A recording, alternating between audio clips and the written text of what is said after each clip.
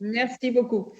Nous le savons tous ici, et vous le savez mieux que nous, si nous n'agissons pas ensemble et de façon résolue, la crise sanitaire que nous traversons aura évidemment de très lourdes conséquences en matière économique et sociale. Au travers de cette crise, la question de l'Europe est posée et celle de la solidarité aussi. Hier, la France et l'Allemagne se sont entendues pour proposer un fonds de relance de 500 milliards pour financer des investissements durables dans les secteurs et les régions les plus touchées. Je crois que c'est un geste de solidarité sans précédent qui permettra de mieux préparer l'avenir et de protéger l'emploi sur notre continent. C'est précisément sur ce sujet que je souhaite interroger les représentants d'organisations syndicales que vous êtes en vous demandant quelle est la décision que vous estimez être clé pour préserver les entreprises, l'activité et donc les emplois dans le cadre de ce fonds de relance. Je vous remercie. Sur la question européenne, tout d'abord, nous avons déploré, Madame de Sarnez, que le confinement, en tout cas, alors ça a été brutal, donc on pouvait éventuellement l'admettre, mais en tout cas que les dispositions qui ont ensuite été prises, et en particulier en perspective de la reprise maintenant, n'aient pas été coordonnées au niveau de l'Union européenne. On a le sentiment qu'il y a une course de vitesse à celui qui va prendre les marchés, et ça, c'est très dangereux. C'est très dangereux parce que ça conduit à mettre en balance, au nom de la compétitivité, du positionnement, et on sait qu'il y a beaucoup d'entreprises qui sont très inquiètes vis-à-vis de leurs clients fournisseurs aujourd'hui, de perdre des marchés sur l'échelle mondiale, évidemment, et y compris si on se fait la course en Europe de ce point de vue, eh bien, ce serait dramatique à tout point de vue, tant sur le plan sanitaire que sur le plan économique. Et nous pensons que la reprise devrait être symétrique en Europe et non pas asymétrique. Ça, c'est un défaut. Sur le plan de relance en lui-même, je vous avoue que j'ai une lisibilité assez réduite à ce stade de ce qui a été annoncé hier. Nous n'avons pas été consultés. Je me tourne vers le président de la Confédération européenne des syndicats. Je ne sais pas s'il l'a été au préalable, mais nous pourrons peut-être lui donner la parole à la fin de ce premier cycle. Nous avons eu donc l'annonce hier, mais toute la question est celle du financement des 500 milliards d'euros et de qui prendra en charge le financement, sous quelle forme ce financement sera assuré. En tout état de cause, un plan de relance est bien évidemment bienvenu, nécessaire, concerté au niveau européen. Je ne sais pas si l'injonction que les autres pays suivent la décision du couple franco-allemand marchera aussi bien qu'elle n'a pu marcher dans le passé.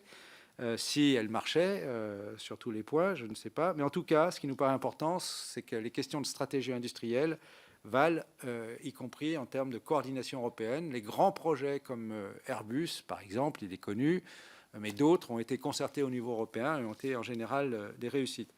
Oui, alors justement sur le plan envisagé par l'Union européenne, donc les activités à privilégier, pour moi, ça doit être multicritères, mais il doit y avoir dans les objectifs forcément de retrouver de l'autonomie stratégique dans des secteurs où l'Europe a montré sa trop forte dépendance dans la crise actuelle.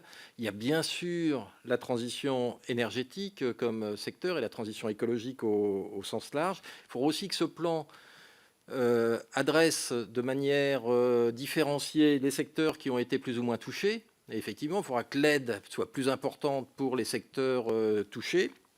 Et puis, qu'il adresse aussi toutes les compétences de notre société, c'est-à-dire qu'il adresse tant des sujets de recherche qui sont stratégiques pour l'avenir que des sujets je dirais, qui nécessitent des moindres qualifications, mais qui sont tout autant nécessaires pour la transition écologique, comme la rénovation des bâtiments ou des choses comme ça, de manière à ce que ça adresse toute la population, tout le monde du travail.